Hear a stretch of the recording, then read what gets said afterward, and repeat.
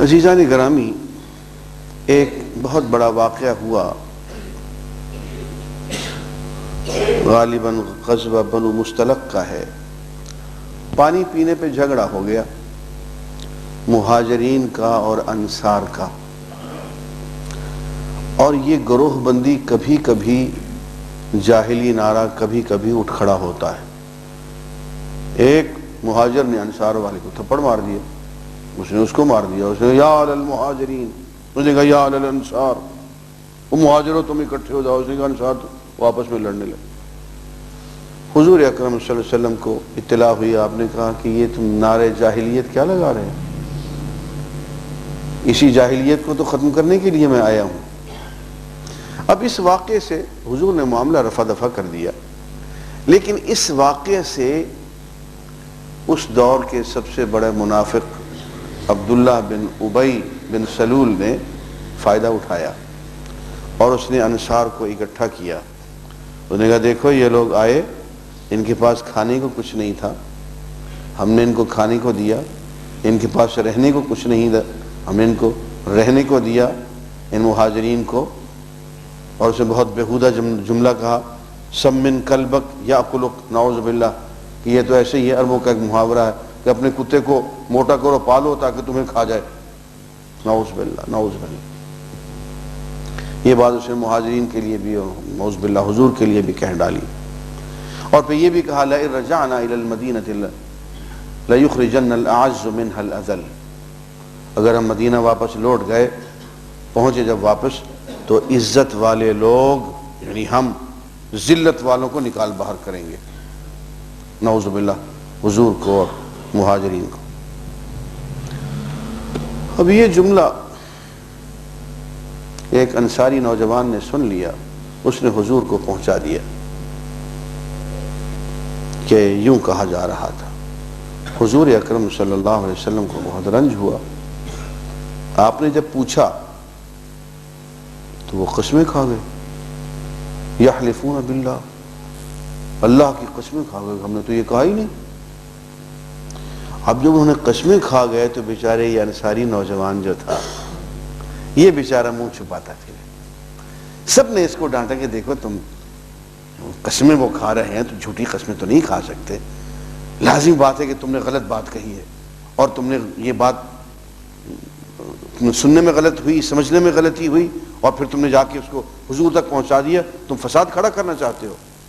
تو وہ بیچارہ ایک ایک منہ چھپاتا پھرے، تو اللہ تعالیٰ نے ان کے فریب کا پردہ چاک کر دیا، اور فرمایا یحلفون باللہ ما قالوا، اللہ کی قسم کھاتے ہیں اور کہتے ہیں کہ انہوں نے یہ بات نہیں کی، وَلَقَدْ قَالُوا كَلِمَةَ الْكُفْرِ، حالانکہ انہوں نے یہ کلمہ کفر کہا ہے۔ اللہ تعالیٰ نے اس نوجوان کی عزت رکھی اور ان کے جھوٹ کا پردہ چاک کر دیا۔ اب اس میں ایک اور بھی دلچسپ بات ہے، وہ واقعہ بھی سن لیں۔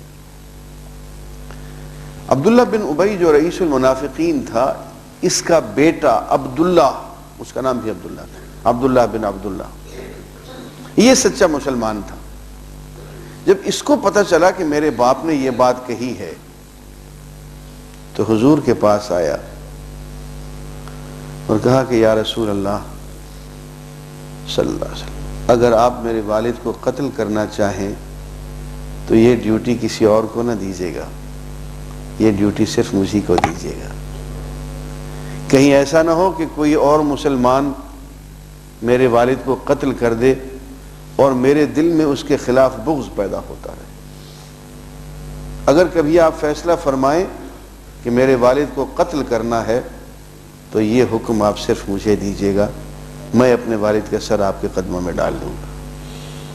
ایک بات آپ فرمایا، نہیں، میں عبداللہ بن ابی کو قتل نہیں کرنا چاہتا۔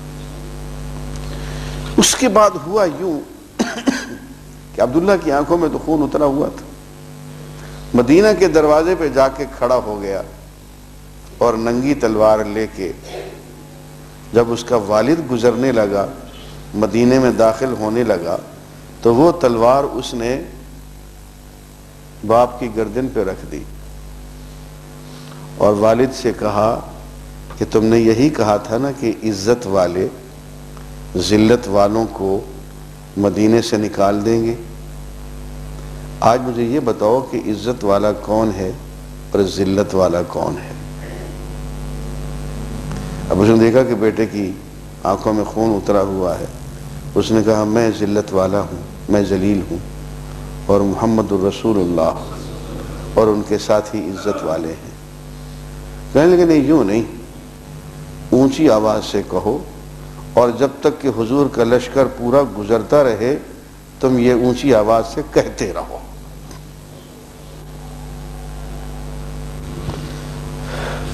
حضور کا پورا لشکر مدینہ کے دروازے سے گزرتا رہا اور عبداللہ بن ابی اونچی آواز سے بیٹے کی تلوار اس کے سینے پہ، گردن پہ، اور وہ اونچی آواز سے کہہ رہا ہے کہ میں ذلیل ہوں، میں ذلت والا ہوں، اور میرے ساتھی ذلت والے ہیں، اور محمد الرسول اللہ اور ان کے ساتھی عزت والے ہیں.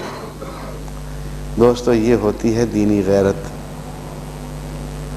یہ ہوتا ہے درجہ حرارت. اگر حضور اکرم صلی اللہ علیہ وآلہ وسلم اس شخص کو حکم دے دیتے کہ باپ کو قتل کر دو تو یہ باپ کو قتل کر دیتا. بسم اللہ.